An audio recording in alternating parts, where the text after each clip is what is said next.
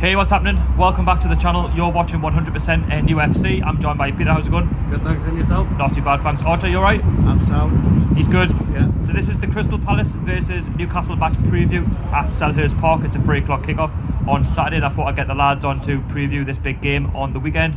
And I'm going to start off with Peter. So first of all, we do talk about Newcastle, who we support, and then we'll talk about the opposition this weekend, which of course is Crystal Palace. Now, going into the game on Saturday, it is a must-win for both clubs, would you not say? It definitely is, yes. Because football hasn't been great, even though we're probably in a bit better position than what most fans were going to be. With Crystal Palace, they've lost the last 3 games, so definitely both win for both teams. It definitely is. Archer, what about yourself? I mean, Crystal Palace on a Saturday, of course, Crystal Palace will be the ones under pressure, being at home. And Newcastle, of course, we've obviously lost 4-0 away to Arsenal. How would you say we should go about this game on Saturday? Do you think we should start off on the counter-attack, or do you think we should sit in there and maybe let Crystal Palace attack and hit them on the counter? How would you go about it? I think we should just go in for the attack instead of just being defensive, and basically just go in there for attack and basically pressure their defence. Yeah, I think that's true, because against Arsenal on Sunday, beg your pardon, I thought we played all right for a good half an hour, but in the Premier League you can't afford just to play well for half an hour, 45 minutes, and then expect to come away with a result, especially with Arsenal. I mean, with the quality that they've got, and that was a cast of our own downfall on Sunday. We played well for a good first half, but second half, if you don't play well where it matters, then you will come off with the wrong end of the result, and that's what happened on Sunday. And I believe, in my opinion, Arsenal deserved to win 4-0. Could have been more. Definitely could have done. We massively collapsed in that second half defensive wise, and we can't afford to do that again if we're coming up the likes of against Wilfred Zaha, John Ayew, Andros Townsend if he starts, and Kuyati players like that, Milojevic as well. So if you're watching, our last result against Crystal Palace was a 1-0 win at St James's Park, all thanks to Miggy Almiron scoring his first goal in a black and white shirt at the Gallagate. A fantastic finish. And Archer, you'll be looking to score again, won't he, against Crystal Palace at Selhurst Park? He'll want to continue where he left off at St James's. I know he hasn't scored as of late, but the lad is now full of confidence, and he's starting to do really well for the team. Yeah, he is. I'll be expecting him to score against Palace on Saturday, especially when he scored that goal against Palace here in front of the Gallagate. And what a finish it was as well. I was an assist from Carroll in a penalty. But since he scored that goal, he's just constantly been scoring goals in the cup and all that kind of stuff, or even the one against away to Wolves. Yes, I mean, he's grown in confidence. Would you not say Almiron's grown in confidence? Definitely is, yes. He just needs another goal, doesn't he? Definitely does, and he is definitely due another goal. So yeah, as I say, the last result against Crystal Palace at Selhurst Park last season was actually a 0-0 draw, a disappointing one. Or was it 1-1? Can't remember. 0-0, I was right. And then before that, I think it was 1-1. So it's Selhurst. It's not bad. It could be better, but it is London. We're not so bad actually in London, to be fair. Beating the likes of Tottenham, obviously we didn't quite beat Arsenal, but I think Crystal Palace for us is winnable if we go about it the right way. Definitely is. If we start off on the front foot, get that early goal, possibly, you never know, we might end up coming away with a positive result. So this is my starting 11 that I've drawn up against Crystal Palace on Saturday. This has been agreed by myself and Archer. So if you would make any changes, let me know down below in the comments. I'm going to read out our starting 11 against Crystal Palace as such. So in goal, I'm going to go with Martin Dubravka. Left wing back, I'm going to go with Danny Rose. Right wing back, we're going to go with DeAndre Yedlin. Now the 3 in defence, we're going to go with Federico Fernandez, captain Jamal Lascelles, Fabian Shaw, and then the 2 in midfield, we've actually gone with Nabil Bentaleb, and alongside him, welcome back into the side, Isaac Hayden. Now our front 3, we've gone with, on the left hand side, Alan St Maximin, and on the right hand side we've gone with Miggy Almiron, and up front we've actually gone with Dwight Gayle. Now that is my starting 11 that has been agreed by myself and Peter and Archer. Now of course Dwight Gayle is a bit of a strange one. We are hearing reports this weekend that Dwight Gayle could be fit for the game against Crystal Palace. Of course it is his former side, and I have dropped Joelinton because for me he simply hasn't done enough. Yes, you can argue that he's been getting service, but at times he hasn't made himself a presence. At times in games, and he hasn't done enough, up front. He's only scored 1 goal this season. I know Dwight Gayle was injured against Leicester and he hasn't come back since, but I still think Dwight Gayle, adds a little bit more in terms of pace. If you give him the service, he's going to make those runs. Unlike Joelinton, he's still learning the Premier League. And of course, he wasn't alone in the defeat against Arsenal. He wasn't the worst player on the pitch. There was a few I could name, but up front, it's where we should be doing our business, and I believe Dwight Gayle could do the business on Saturday if he is featuring. We are hearing reports of Andy Carroll, but I'm not going to go too much into that. But I believe Andy Carroll may be in the side, but it's a tough one to say right now. But I'm going to go with Dwight Gayle. If that's not the case and he is injured and Bruce says at his press conference, then of course we will stick with Joelinton. Now, Dwight Gayle, I've actually gone with him as well. Would you agree with that? I mean, you said Dwight Gayle would be your starter. Definitely would, because I said Joelinton, it's just something not right with him at the moment, and I think Bruce needs to give other players a chance if players aren't performing particularly. Is formation a problem? Is it the intensity of the Premier League? Is he just not really? Is he getting bullied too much? I think majority is been lack of service, definitely a lot of the time previously, but it is a very tough one, to be honest, because it's probably because he's new to this league as well, and he's not played in this league before as well. Archer, what about yourself? I mean, I've gone with Dwight Gayle. You've agreed Dwight Gayle. You seem to be a big fan of Dwight Gayle as well. I mean, do you think it's the right choice over Joelinton, or would you persist? Well, I think Gayle needs an opportunity, because when he was away at West Brom on loan, he was just banging the goals. He got 20 plus goals for them, didn't he? And then obviously once he came back, he hasn't really He's been made a bit of a scapegoat, I would say, because obviously we've had Joelinton, we had Rondon last season, Perez, banging in the goals, and of course his injury record hasn't helped him. But I still believe that the sign's there. I mean, whether he's the long-term future, but in the short term, while we've still got him, I think Joelinton needs that break. Maybe on the bench, bring him on in the second half, see where it goes. Maybe give Dwight Gayle the first hour, given he's just come back from injury. Yeah, totally agree, because we need a goal coach on here. He's the right one for it. And not to mention as well, he was number 9. He was, yeah. He's gone down the pecking order since being, demoted to the Championship.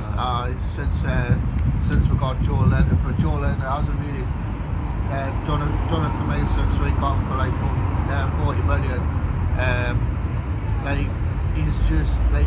He's only scored two goals in a maximum of 20 odd appearance for the club. I mean, you can say it's a tough league and you can say it's about the service, but at the end of the day, the pressure's just got to him, because we know that we haven't got enough in terms of attack. Andy Carroll's injury prone, Mutu's not good enough. Dwight Gayle's our next go-to man, really, when you think about it. After that, we haven't really got anybody. You could push Almir on up front, but then again, he's too small. Do you know what I mean? It's a case of tried and tested, and I think on Saturday against his former club, it might just sit him down to the ground. Yeah. So, let's just jump into Crystal Palace. So Crystal Palace at the minute are just a point behind Newcastle on 30. They're currently 14th in the Premier League. We're currently 13th now. Peter, Crystal Palace, they'll be up for this game on Saturday. Of course, they're not doing well themselves. Their last 3 games, they've lost all 3.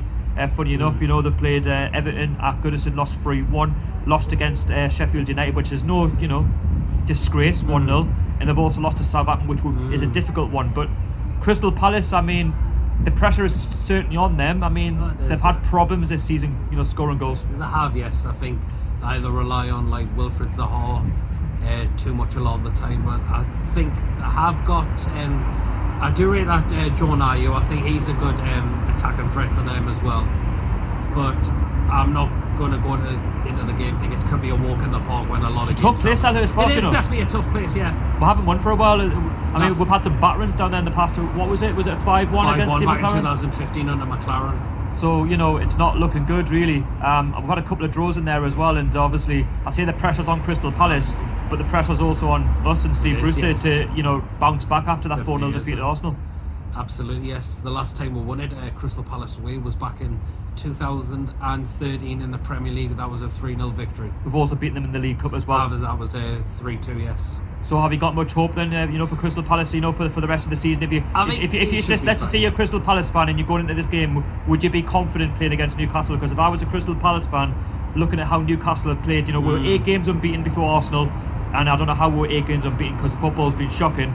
But the 4-0 defeat, against Arsenal, they'll be looking at that with confidence, thinking they can get 3 points. Definitely will do if players like Zaha and Townsend and other players I've mentioned are on their game as well.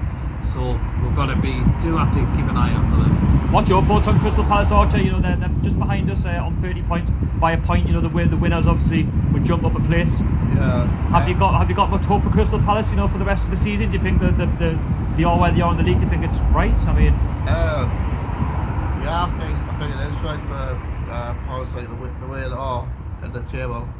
Both teams lack quality though, don't they? Would you say? Yeah, like obviously we need like just keep an eye on like some Townsend, Zaha, Jordan Ayew, that geezer that plays in them. Milivojevic. He can't pronounce it. I can't even pronounce the bloody name.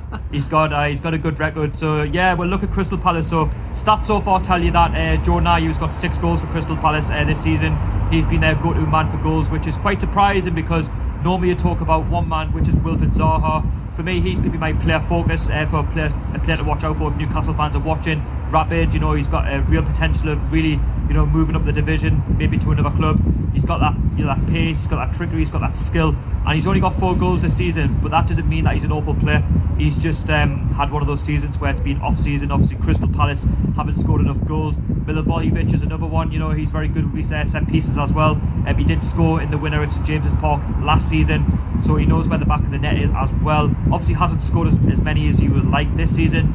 And then obviously talk the likes of Andros Townsend as well. So they've got a very good side on paper, and if you don't play well against them, if you switch off for just 1 second, you will be punished. And I didn't mention for Newcastle a player focus I'm going to go for. If there's any Crystal Palace fans watching, I will say Almiron. Obviously you'll know about him. He scored past Hughes lot at St James's Park, and he'll be up for this game on Saturday at Selhurst Park, and he'll want to prove to the Newcastle fans that he's still got it. He's still he's there to score goals. He's energetic. I thought he was unlucky at times against Arsenal, but I feel he's going to have a bit more of a free rein against Hughes lot on Saturday. So I think, in my opinion, it's going to be a very, very tough game, against Crystal Palace. I think these are a very good side. Palace, they're not there to be no mugs. They will play. They're at home. They've got the crowd behind them as well. A good atmosphere. And I think from the way I look at it is we need to bounce back. That's the most important thing. Would you not agree, Peter? Absolutely, yes. Need to, because performances, even though we've probably picked up draws, but it's just not been good enough. The football's been terrible to watch at times, and we need a massive improvement on Saturday. I think this is against Crystal Palace. No offence to them, but we're going to get a lot more opportunities against them than what we'll do against Arsenal. Definitely. The way I looked at the Arsenal game is a lot of fans were so down in the dumps after that game because we played so well for half an hour. But you've got to be realistic. Arsenal, they've got quality, whereas Crystal Palace, I don't think have that quality. No, they don't. Arsenal got much more better players than what Crystal Palace and what we have as well. So I'm going to be confident on Saturday and for Newcastle to get a result. Archer, what about yourself? We've got Crystal Palace on Saturday. Do you think it's a case of let's just forget about Arsenal on Sunday and really just give it a good go against Crystal Palace on Saturday? You never know, if we play well, we could get all 3 points. Yeah, I totally agree. Just forget about against Arsenal, and obviously move on against Palace, and potentially we should beat Palace like that. Going for a 2-1 win Newcastle. 2-1, that's very optimistic. And just talking to score predictions, Peter, what about yourself? I'm going to go for a 1-0 Newcastle win. 1-0, and I'm going to go for a bingo of a hat-trick, and that is going to be a 2-1 win to Newcastle. I'm quite confident. Optimistic. We're all optimistic for the game on Saturday. I think 3 points is a must. I mean, the pressure obviously would be on Crystal Palace, a little bit on ourselves, but given we're away from home, you can kind of give the lads a bit of leeway if we're to draw the game. Is the draw a worse result? I wouldn't say so. It's another point on the board. We have got winnable games coming up, such as Burnley, for example, Southampton. So it's not looking too bad, but I would like to see we go to Crystal Park, express ourselves a little bit more, and if we do that, and we just put the ball in the back of the net like we should have done against Arsenal in the first half an hour, then we can go on and win the game. If we can do the double over Palace, that would be fantastic. But yeah, that's the end of the preview. We've all gone for wins. If you want to subscribe to PD Product, a link will be down below in the description. Thank you very much. Thank you very much for coming on the channel. All right. And check out his preview as well. I'll leave a link down below in the description. PD Product. He's also done a preview for the Crystal Palace game. And Archer, behind me, thank you so much for coming on the preview, mate. Not a problem, mate. Thanks for that. Thanks for tagging along. Well, from myself, PD Product, and Hagrid. We'll see us all in the next one. Don't forget to subscribe to the channel, hit the thumbs up, follow me on social media, 100% NUFC on Twitter and Instagram, and as Hagrid's laughing in the background. We'll see you all later. How are the lads?